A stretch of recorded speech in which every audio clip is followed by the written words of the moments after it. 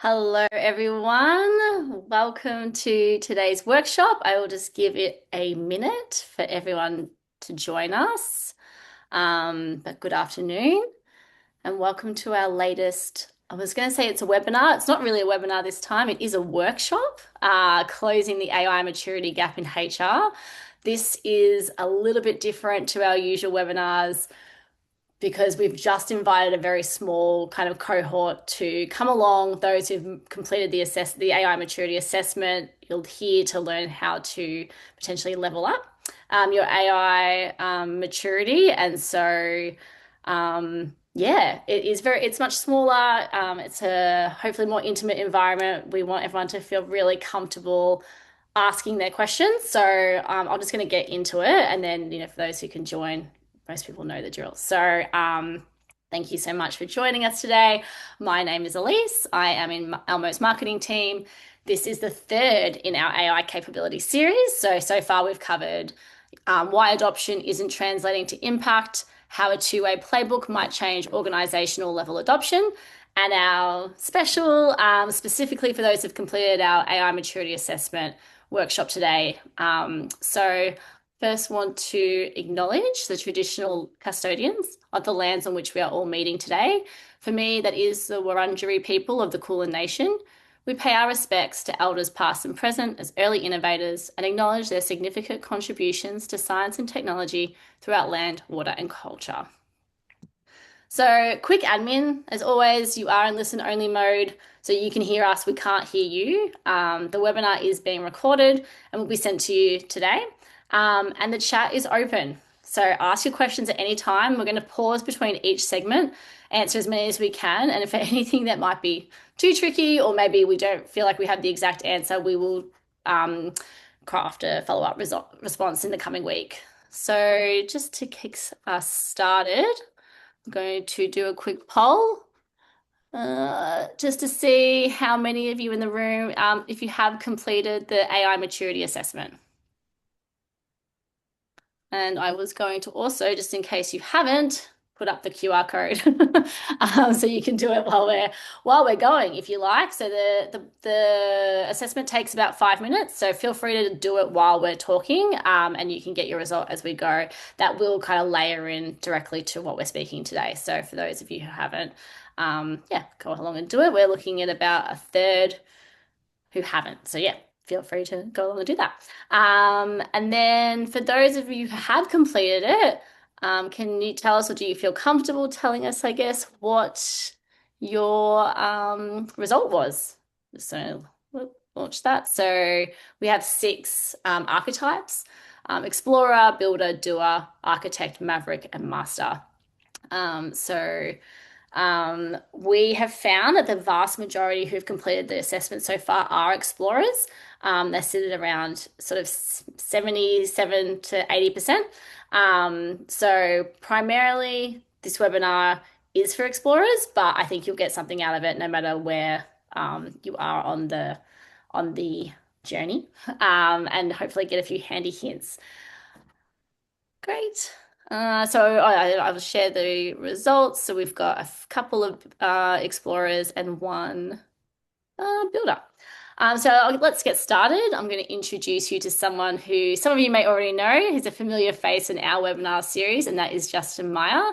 He is the head of talent experience and workforce capability at ELMO, and he has been instrumental to our AI adoption and impact. So hello, Justin. Hello, Elise, and hello, everyone. Thanks for joining us today. Before I get started, I just want to acknowledge a really important element of today. So today is International HR Day. So I just want to do a big shout out and acknowledgement to all of you on the call today, and all of our contributions to making organisations across Australia and New Zealand successful. So big shout out to each and every one of you. And it's a day to celebrate who we are and what we do. So for me, again, hopefully some of you have already joined some of the previous webinars that we've had, but I just want to talk a little bit about my journey. So I'm sort of responsible for the people capability AI transformation. When I first got given this just over 12 months ago, we've tried a few different things. So I just want to call out that there is no worn path when it comes to AI transformation, and it's very contextual to your organization's maturity and where you are as a business and what industry you might be in. But what really was valuable for me when I first started was to talk and engage with other people and culture leaders that were at different stages and phases of their own transformation and journey. And that's something that I really continue to do. So just encourage everyone in this chat to think about who in your network is responsible for that, and really engage and open up some dialogue and conversation, because there might be some really good gold nuggets that you can take away. So on that note, today we're going to cover some of the things that we've done at ELMO and that we think have really worked well for us. And hopefully that you've got a couple little nuggets to take away with you that you think could actually work within your organizational context.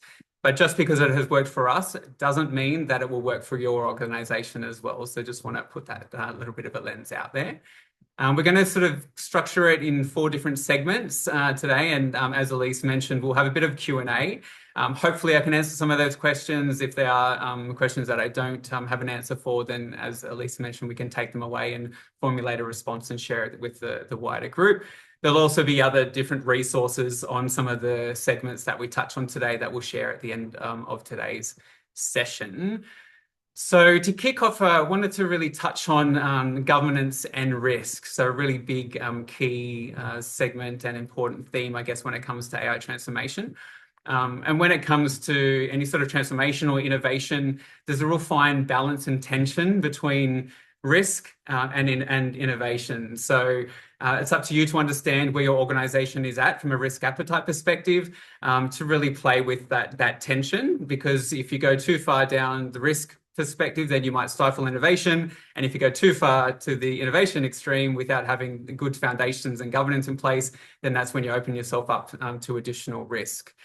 So first of all, the framework that we operate within, we are seeking to be one of the first organisations in Australia to be ISO 42001 certified, which is the artificial intelligence management standard.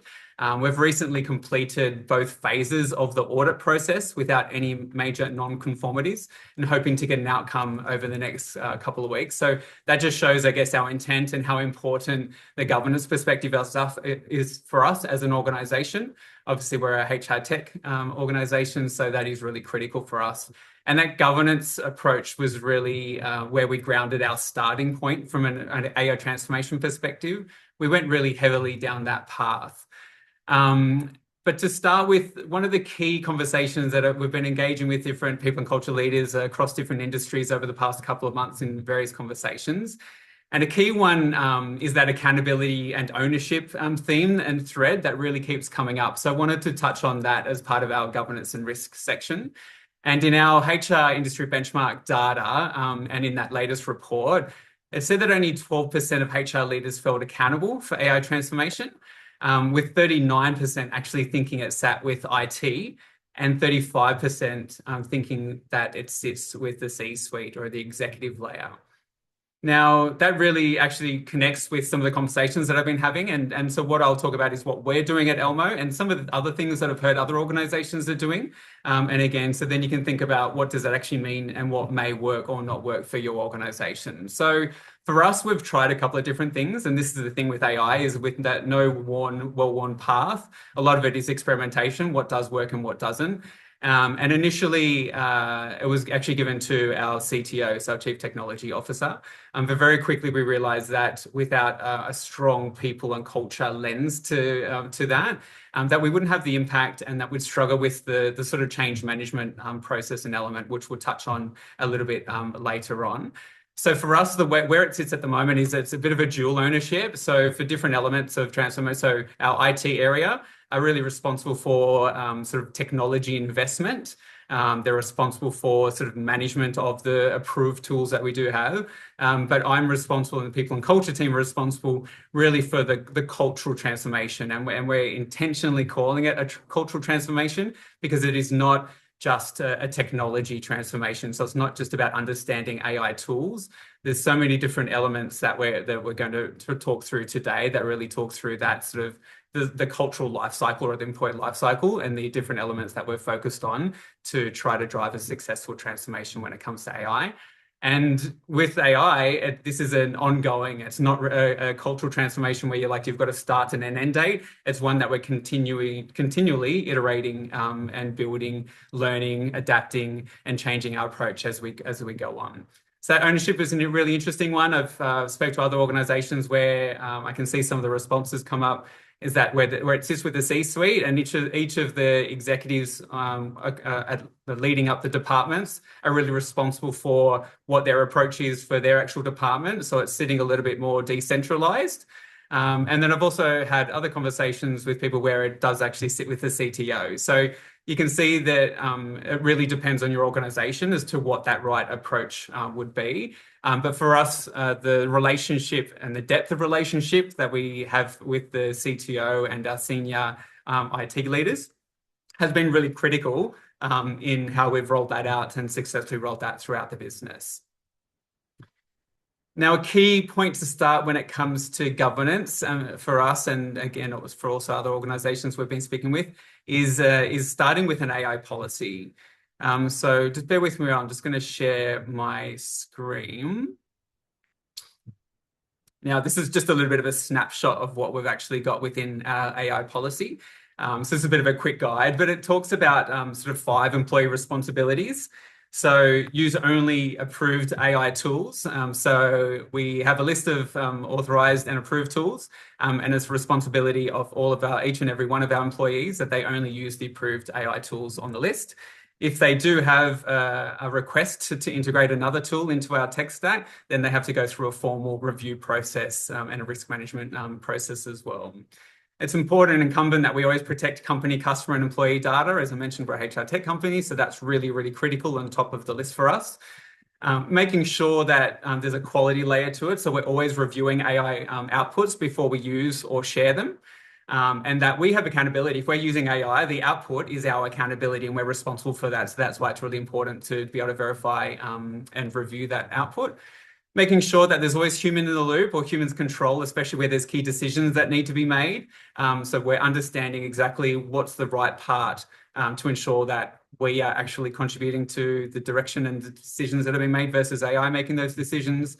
And ensuring that any concerns or unusual AI behavioral activities, so if we find someone else is using a tool that hasn't been approved, that we're calling it out and that gets raised and funneled through an official process. And we've got a list of do's and don'ts. So that's just a little bit of a summary view of what that looks like, but highly recommend starting with the AI policy. It's a non-negotiable, so it's a mandatory policy that every single person in the organization has to complete, and they need to have completed that prior to actually getting access to any of our approved AI tools. So that sits within our onboarding workflow through the ELMO technology, and we monitor and report on the completion of that. And we've actually follow up individuals if they haven't completed it because it stops their ability to accelerate their onboarding and capability within their role. And the last one is some other guardrails. As I mentioned, we actually have a formal review process. So you actually have to submit a request to have multiple people review, so our information security and our IT team, if you're wanting to engage and utilize a tool that isn't on our AI approved list. So I'm just going to pause there. There's quite a few things that we've just covered in that governance and risk component. So is there any questions, Elise, that have come through, or does anyone have any questions before we move on to the next section? Was going to, there isn't any questions so far. I was going to ask if everyone feels comfortable, they may not, sharing if they have an AI policy already, as that feels like it's the first step, in creating your governance and your framework. Okay, so Courtney wants to know if you wrote the AI policy together with IT. Yeah, so we actually had went through we have a head of information security, so it was a combination between people and culture, the head of information security, and our IT team as well, working on that. So there was 3 different approval layers before we got to a position where we could publish that. And something we will share with you all after today is a resource that our CPO has created, where it's basically a generic AI policy template. ours stripped of all our like language and specific to us, along with an AI agent that can help you like co-create that AI policy yourself, and then you can take that to your IT team or whoever is responsible within your organization to help implement that if you need it. So we will send that after today. Yeah, it's a pretty cool resource if you don't know where to start. That hopefully will give you, that 80% of what it needs, and then you can adapt, to your own sort of specific context and organizational appetite. Yeah. So your first step, the governance and risk. I think you mentioned this, Justin, or if you didn't, might be from another webinar, that basically if you start at ELMO, you have to agree to that policy before as part of your onboarding. As Ron, who was already here when our AI policy was enacted, had to also agree to it, of course, and then that's redone, I think, is it going to be every 12 months? I'm not sure. But Every 6 months, because AI is moving so quickly, we actually have a shorter review cycle for our AI policy versus other policies that might be, a 12-month review cycle. yeah, makes sense. Makes sense when I think about 6 months ago with AI and 6 months now. So that's our first step, and then from the next framework is that change management piece. So how do you get from, hey, we have a governance in place, we feel like we know what tools we can use, our leadership, our IT, our HR are all aligned. Now, how do we bring our organization along? And according to the respondents of the maturity assessment, 77% said they were not delivering at all or potentially delivering poorly. So, Justin, if you want to just start talking us through that. Yeah, the change management piece. I'm just going to share another one pager here, which we're going to cover all of the elements within this slide. And we also can share this as a resource as well. But I intentionally mentioned before that we treat it as a change, a culture change, not just a technology. So we're not just running training sessions for people to understand how to use the tools. There's a whole system of things and activities that we've delivered over the past 12 months.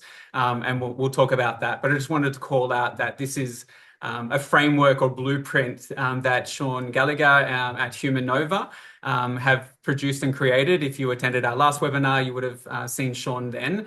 But I want to call out that this is not developed by us. This is us using the things that we've done within our organization and embedded it into the blueprint that was created by Humanova. And just to call that out again, like for me, when I first got charged with the responsibility of our transformation, that's not an area that I had expertise or skill in previously. It's not something that I'd done before. So actually engaging with, experts and professionals in the field was really important as well. And Sean has been a really great sounding board for us at ELMO in helping shape some of the things that we've done over the past sort of 18 months. So I'm going to stop sharing this slide now. But from a change management perspective, what is really important is, the different messaging that comes out of leadership. And one of the things that we found really valuable and allowed us to sort of accelerate into the financial year was the creation of an AI charter and vision. And that was rolled out via our CEO, who, presented at our town hall to launch the financial year. And what that really gave was a view of what the expectations we had as an organization. So what did we want that AI vision to look like and feel like, and what would that mean for everyone in the organization, no matter what role you're in? What were our expectations around, really engaging heavily with AI and thinking about, a problem first approach to integrating AI to solve problems. So that was a really key one that we felt helped us launch into the financial year, was just having that clear vision, clear articulation, consistent language that everyone was across and was aware of. And that was accompanied by every single person also had to have an AI OKR or KPI, depending what language you might use. And that was created by themselves alongside their leaders. So they also had it was a top-down and also a ground-up approach into be thinking about what does AI look like in the context of my specific role, and how would I measure what success looks like, and that would be agreed between individual and leader. So I think some of that sort of expectation setting up front is really important. So then now as we come towards the end of the financial year, we can reflect on that and determine how we've gone against that progress that we anticipated at the beginning of the financial year. And as with anything, these KPIs, they need to be living, especially in the context of AI, because things are changing and evolving so rapidly that the KPI we might have sent ourselves up at the beginning of the year might be very different to where we are because we've evolved and progressed as the year has gone on.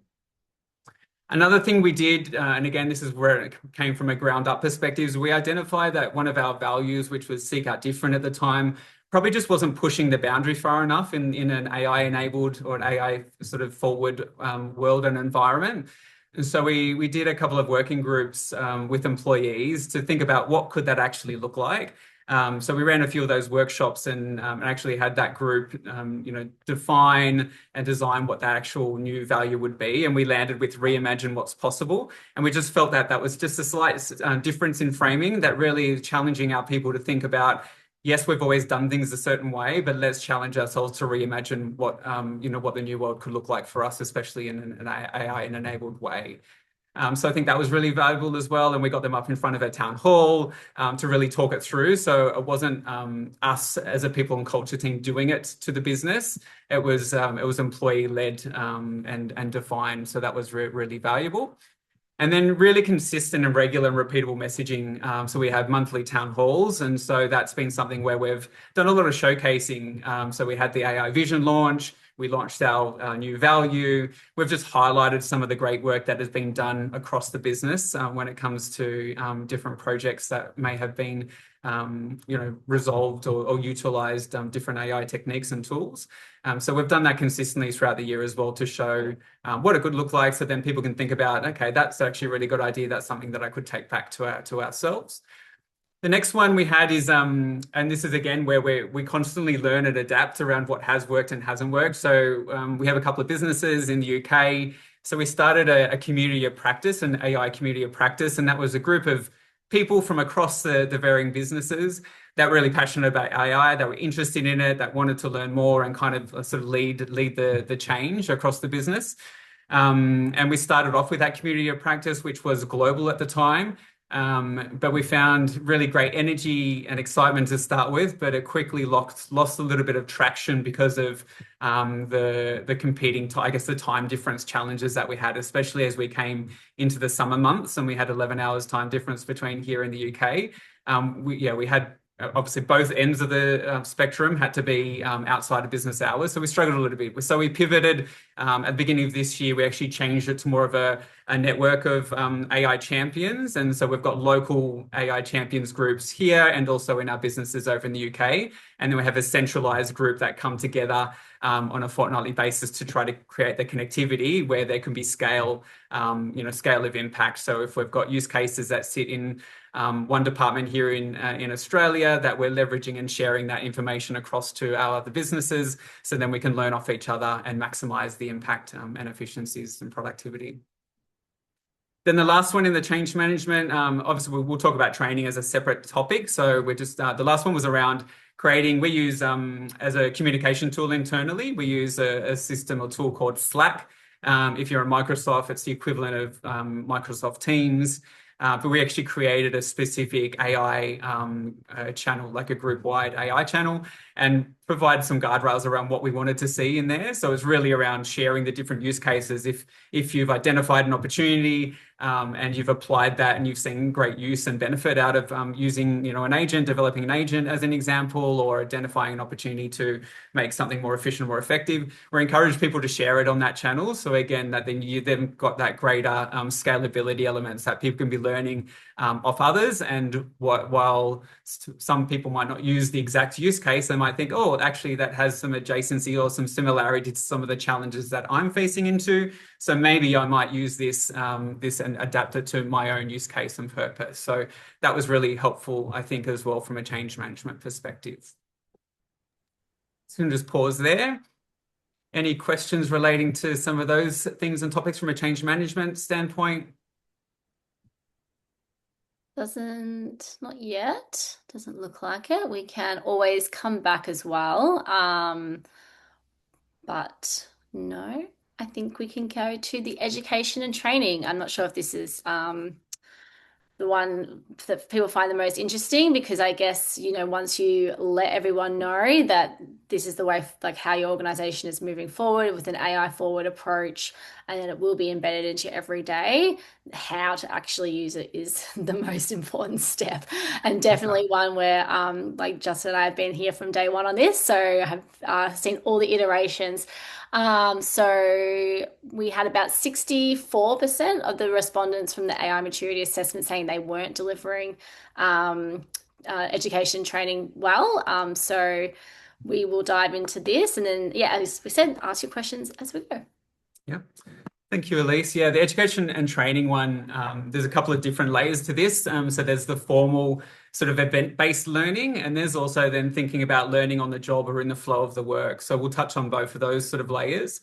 The first, I'll go through our sort of formal approach to event-based training as a starting point. So to kick off, must have been about May, early May this time last year, so just over a year ago.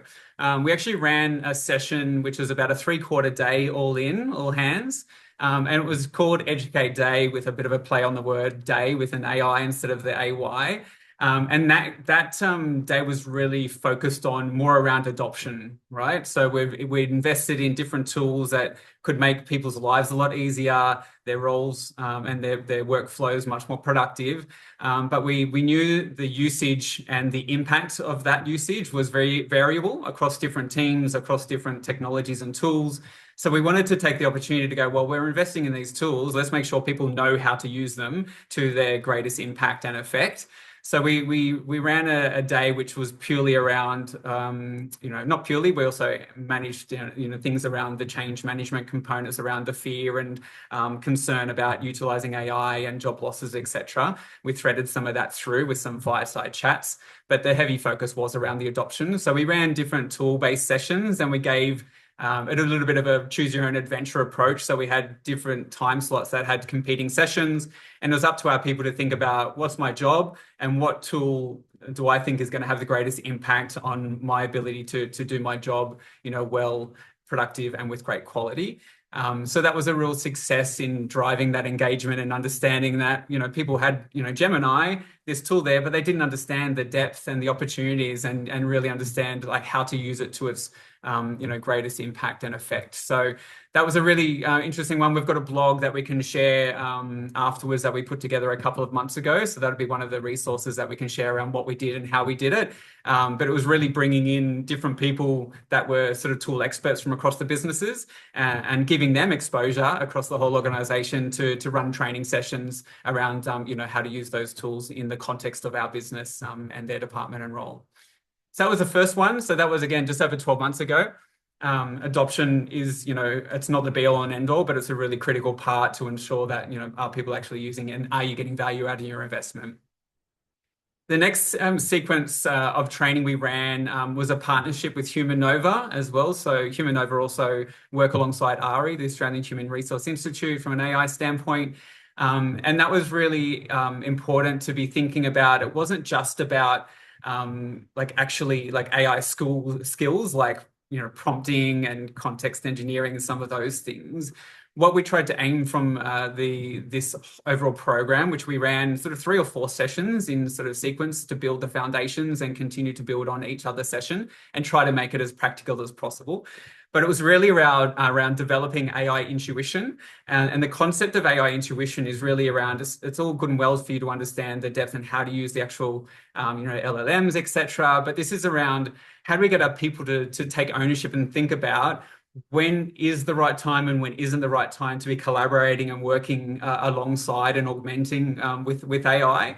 So it's for them to understand, what do workflows look like? What does that actually mean? What does that concept mean? And then to give them the empowerment and the ability for them to take control of how they can integrate AI into their day-to-day, versus us sitting in the center as a people and culture team and everyone looking to us go, hey, can you solve these problems for us? So it was a bit of a way to democratize it, but to try to build that AI intuition over time, which a lot of the data and analysis and research indicates that's one of the biggest things in people that you can see separate, someone's impact when it comes to the usage of AI.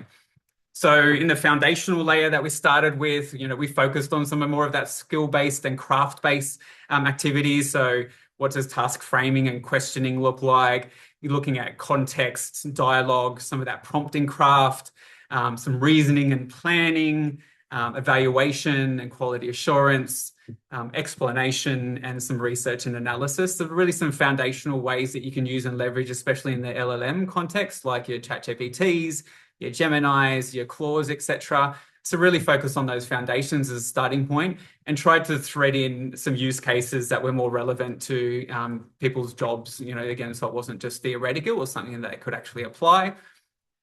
Then we moved, once we did that foundational layer, so that was two different separate sessions that we ran. We then moved into slightly more advanced, which is talked about workflow, which is really understanding the concept of a workflow.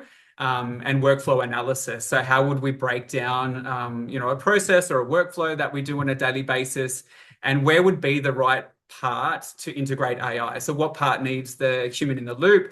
What part needs the human judgment, the decision making, those types of things? And then what parts could be a little bit more automated through the integration of AI? And it was really around how to collaborate effectively with AI. So what does that actually look like?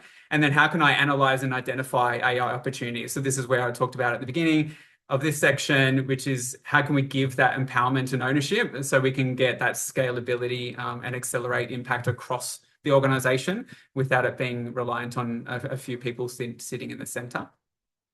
And then the final layer that we have worked on, which has been this calendar year so far, which is more around agent building.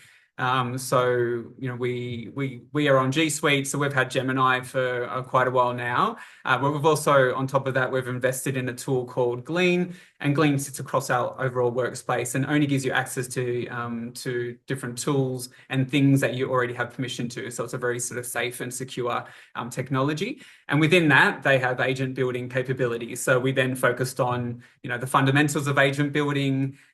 We then looked at, agent design patterns. So what are the different elements and concepts within agent build? And then focused on, agent quality and optimization, and then obviously safe deployment as well. So that's kind of the bit of a layering that we did from our formal education sessions. And they've been run over a 12-month period. And while it is hard to actually measure the impact, what we've seen is the depth and sophistication of use cases and how people are talking about AI has really substantially increased since the start of the financial year. So they're the event-based stuff, but as we know, especially if you're in the learning and development space, the event-based stuff is only a small part of how we develop and learn as adults. So it's really important, and probably one of the most important things is about creating the time and the space to experiment and play with AI, because it's not just about how often you use it, it's also the depth in how you're utilizing it. So I want to just talk through some of the things that we've done, some of the activities that we've run through ELMO over the 12 months as well, which complement that training. And again, it's all layered. So we're building the foundations and then giving activities and tasks for people to work through and play with. So then, they're actually building that, fluency when it comes to AI in the flow of the work, and that helps them understand how they can use that more regularly within their job. So the first time that we did was actually attached to our adoption-based day, Educate Day back in May. We actually had a hackathon, which was led out of our technology division, which had a theme of AI that amplifies and empowers people.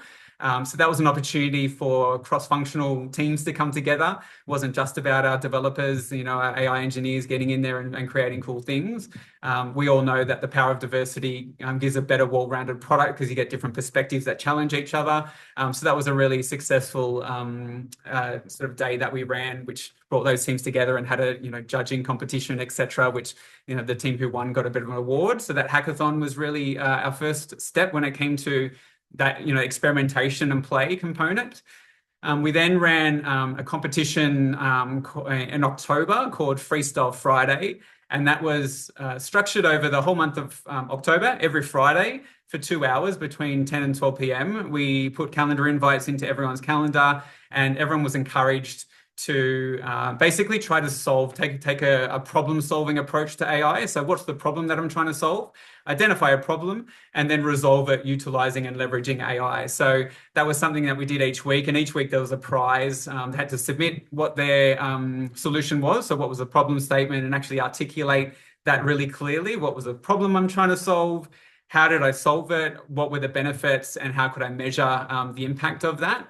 And so that was a really fun way of bringing a bit of competitive nature in. And again, we saw even over that 4 weeks, the quality and sophistication of the use cases from week 1 to week 4 really dramatically increase. And then even had unintended capability build in the ability for our people to actually articulate the benefits.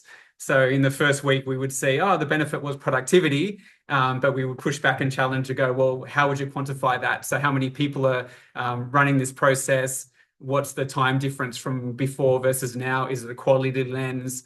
That type of thing. And we really saw that improve over a period of time as well. So by the week 4, people had greater sophistication in the use cases, but the overall submission was of a much greater quality than what we saw at week 1. So it had some unintended consequences from a capability perspective as well. And then some other things that teams are doing across the business are, every now and again introducing like an AI hour of power, which is again, the ability for you to block everything out for an hour, block out all the noise, turn off your notifications, and just sit there and experiment and play and think about what are the things that I'm challenged with on a daily basis? What are the frustrating bottlenecks, or where is a process fragmented, and how could I try to address that with AI? So we're doing that again within our team at the moment in people and culture. So every Friday we've got an hour booked in the calendar, and then we talk about it in our weekly scrums around, hey, what were you actually building? Did that work? Is that something that other people could use? Could you share it? That type of thing. So that's something to try to consider. And it doesn't work for every team depending on what you actually do, but thinking about what's my team cadence and how can we try to integrate some actual quiet time to focus on it? Because I know myself at different times, I've just got busy, and you've busy, and things can fall off when it comes to experimenting with AI. So by actually protecting some time and really holding yourself accountable to that has been really valuable and powerful. And we also have other teams across the business that do weekly AI showcases. So in a larger team where they come and each week they put up a submission and say, I want to demonstrate or showcase my use case.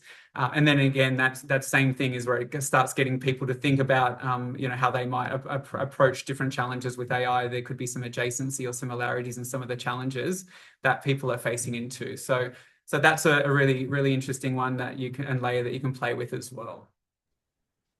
Now, I've covered quite a bit there and talked quite a bit, so I'll just pause there, have a drink of water, and there's space for Have a some drink of water. questions. We have 2 questions. The first one, which I actually know the answer to if you don't, do Ooh. Elmo plan to share any of those basic foundation training skills into online training sessions in Elmo LMS? Yes, so we have been working on AI content. We did a bit of the partnership with Humanova, and they sort of help contribute to some of that. So there is content coming through our learning platform, definitely. I'm going to paste the courses in here in the chat. My understanding is all live by the end of the financial year. And so we'll let you know when that happens. But there could be some of them that are live already. So I'm not 100%. Yeah, there's a base level in there already, but I know that we're working on updating some of the new ones. Yeah. So there's a number of well, you can see them there in the list there. Introduction to AI innovation, your digital assistant, prompt engineering, both beginner and advanced, data security, voluntary safety standards. And then I guess like a lot of that other material that Justin, you were speaking to, we did engage like an external organization to come in and help us in terms of the training ourselves. And so we would recommend that if you wanted to look at doing that.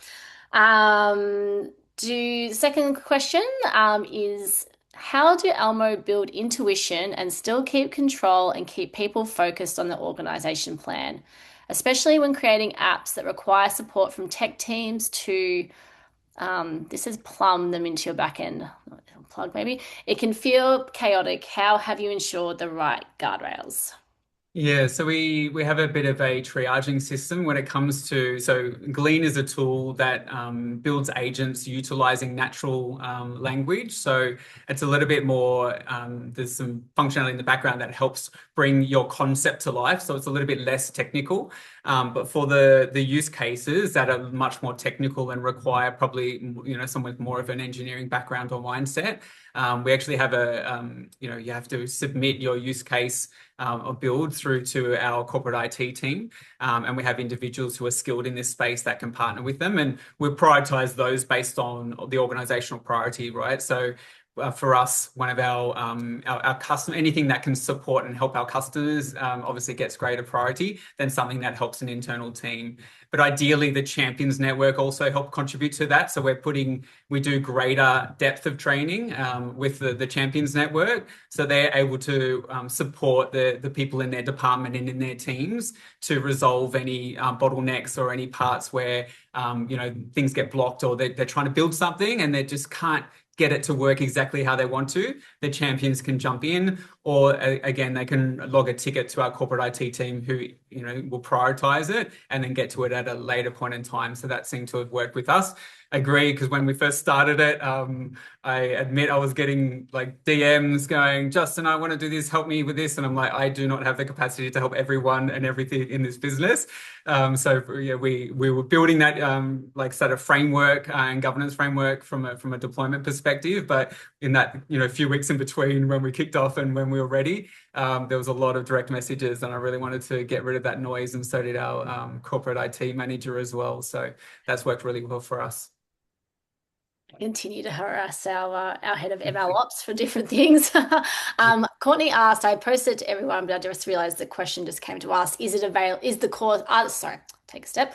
Are the courses available to all learning customers? And I just said that, yes, I believe they are, but they're just not all live at the moment. So if you go into your course library, if you have learning, go into course library, you'll see the ones that are live now, and then the ones that aren't in that list should be live by the end of the financial year.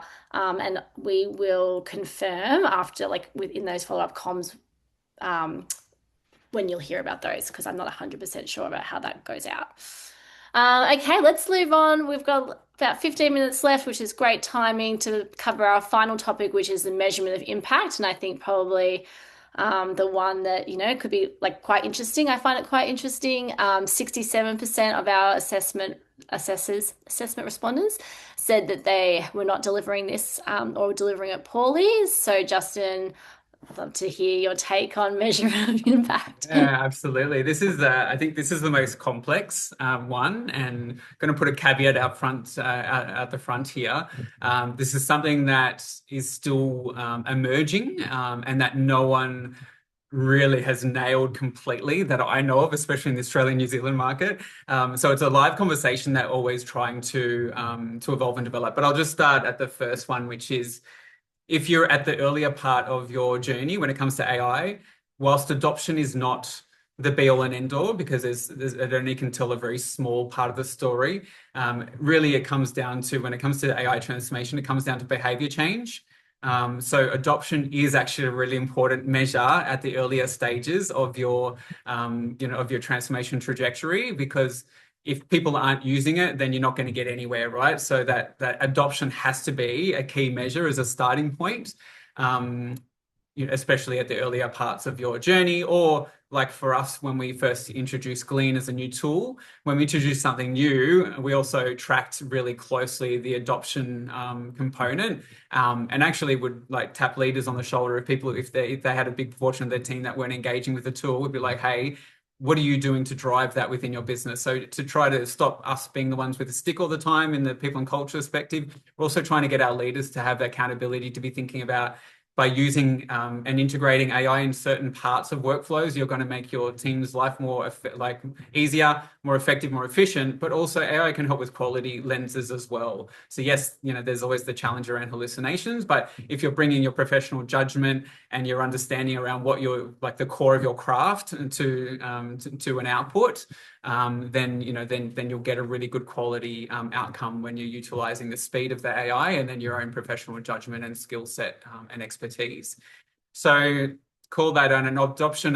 Reading lots of articles, and a lot of people talk about that it's not the measurement, but it needs to be, especially at that earlier part of your journey. And once for us, Glean, who we use, give a stickiness rating, and that's around that behavior change. So how often are people coming back to use and leverage the tool?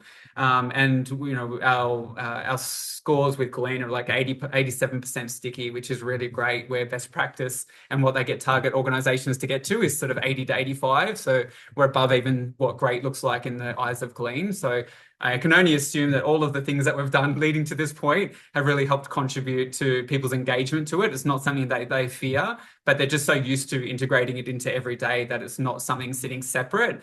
It's not a tool that's sitting separate. It's a tool that integrates into the way that they actually work. So I think that's a really interesting and important part to call out. Now, one thing I find really fascinating as well is, and I don't have the stats off the top of my head, but it came up strong in our HRIB report, which is, and some of the research relating to like who are most fluent when it comes to AI. And interestingly enough, it's the more senior layer of the workforce that actually have the greatest level of AI fluency. So there can be a disconnect between the expectations of that senior layer, because the way work is structured for them, it's a little bit less structured, a little bit more strategic. So they're not stuck with like fragmented or clunky processes day to day that limit their ability to engage more effectively. So the nature of their work is more attuned to integration and collaboration with AI. So their expectations of impact may be actually different to what reality actually looks like as well on the ground. So I think that's one thing I really want to call out up front, is that there might be this leadership expectation around what it can actually deliver versus what we're actually delivering. And there's a little bit of a disconnect at the moment, potentially because of the nature of work that they're doing and they're seeing versus what the people on the ground, through our professional workforces are actually doing. What we're trying to do at the moment, like we've got a bit of a tracker that we're doing across the business, which is an ROI tracker. And it is a little bit of, it's an imperfect science as well. So at the starting point as well, where you're kind of anticipating, okay, if I build an agent that's going to cut down this process from 2 hours to 10 minutes, I can calculate that, okay, we've got 10 people in this team that run this process 5 times a day. So if I can calculate it out, this is how much time it's going to save us. Right. So you can anticipate that, and you can think about, okay, I'm going to estimate that, and this is what it should look like. And then what's an average salary look like, and give a bit of okay, here's the dollars that this is going to save on a yearly basis. But what you might find is the reality of the situation, again, if you're in the earlier phases of adoption, that it might not actually get used exactly how you thought it might, because people have more fear of it, or they just, again, keep on forgetting about integrating in it because it hasn't really landed well from a behavior change perspective. So I think that's one, is like really trying to think about how can you actually measure the return on investment of the different things, especially if you're coming to agents and trying to make workflows more efficient, more effective. So that's another way to measure the impact.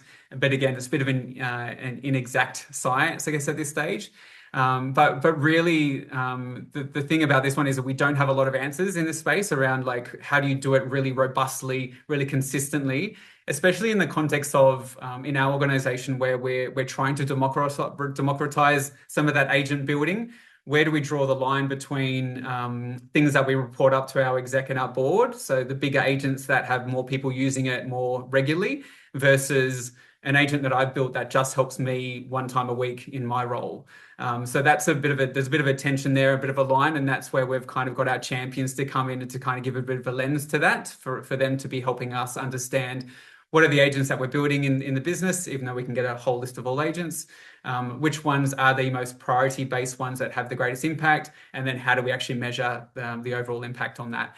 And again, it's much easier when it comes to productivity. It's much easier for you to measure the efficiency gains when the lens of productivity, but the quality lens is a little bit more difficult. And then you are relying a little bit more anecdotal or qualitatively based on feedback from managers or leaders, etc. So Don't have a complete answer for you. It's one that we're grappling with ourselves, and we're trying to look at different ways to map that for different use cases and then roll that up into an overall reporting pack. So we do report into our monthly business reviews, etc., the key ones that are coming through. But we're trying to think about how do we then measure the next layer down from that. So we've got the bigger bang impact ones that we're really across and really clear on what that value is. And then we're trying to work through that next layer down around how do we can actually measure the overall benefits of all the smaller ones that people have kind of built themselves and own. But yeah, it's an interesting one. We had some really good conversations with AWS, and they're going to be sharing some things with us as well. So hopefully that will inform some of our thinking there. But even some of the bigger companies say it is quite a difficult thing to actually do. So if you're grappling with it, don't worry. Like a lot of people are, and it is a bit of a challenge for all of us as people and culture leaders, reporting back up to execs and boards. Definitely. And I think like the conversation, I'm not sure if any of you attending today came to our first webinar with Amantha, but one thing, she mentioned is, the frequent use of AI and this ability of AI to improve our productivity and to streamline the admin often means that we're then using our brains more for those bigger, kind of more cognitive load projects and jobs. So suddenly we all feel more exhausted because we're actually doing more heavy lifting in our heads. And it's got an actual scientific term. I think it was the Harvard Business Review brain. She was a journalist, not journalist, a scientist, someone who called it brain fry. So that's a real Yeah, thing. Boston Consulting Group. Yeah, it came Yeah, out of that's it. research out of Boston Consulting Group. Yeah, That's I'm it. not Yeah. sure if anyone on the call feels like that. I'm across, as Elise introduced me, I look after talent, capability, and workplace. So three very different verticals at different times. So the volume, I've seen an increase in the volume of the breadth of work that I'm doing and the volume of work that I'm constantly doing. So you do feel a little bit of that impact around as we move up the work value pyramid to go from, more repetitive, lower value tasks to higher value activity. When your work is more distributed into that high value activity more regularly, then there is a cognitive load impact as well over the time. So then it's up to us to be thinking about, from a people and culture perspective, how we designing roles, knowing what those potential impacts are as the roles are evolving so rapidly, as we're integrating AI into roles that existed, and really redefining and redesigning roles in an AI enabled world. Mhm. Yeah, definitely. And Robert has said he suggests we should use lean methodologies to quantify ROI on AI. Example, current process cycle time, etc., versus new AI enhanced process. Yeah, I think that's where the efficiency comes in. So absolutely, and this is where I was talking about when you're thinking about the use cases and you've reduced a process from 2 hours to 10 minutes, understanding how many people do that process, how often do they do it. That's an easy one. That's much easier one for you to quantify and to measure. The quality lens is a little bit more difficult. So, and that's again, that's probably where the combination of the two you can bring together.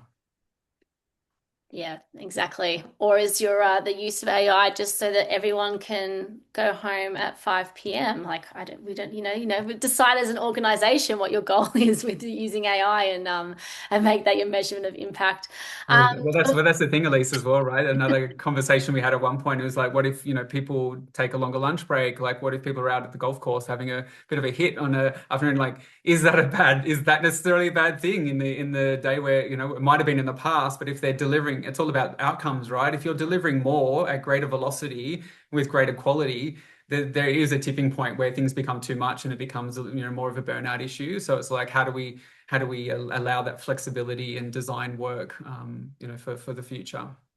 It's a yeah, big question for everyone to be facing into. to grapple with, exactly. Mhm. It doesn't look like we have any more questions, but while we wrap up, obviously feel free to ask any. I just want to thank you, Justin, so much for your time today. I know that you put a lot of effort into this, and we really appreciate that. I hope everyone who came today found it really helpful and have a few things that you can at least take away, start working on, even from tomorrow.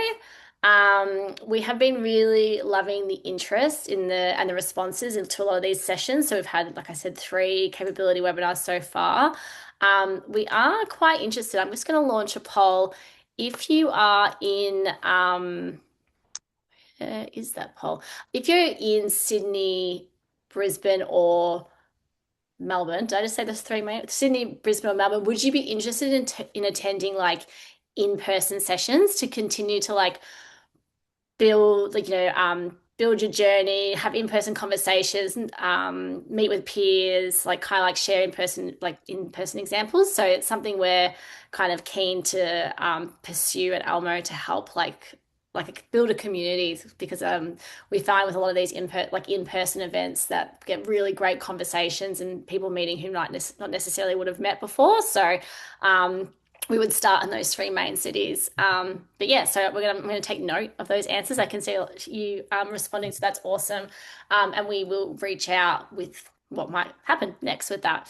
So Cool. yeah, feel free to connect with me on LinkedIn. If you have any other questions, if I don't know them, I can try to point you to someone else in my network who might know them. But as I said, the community part is really important, especially on International HR Day.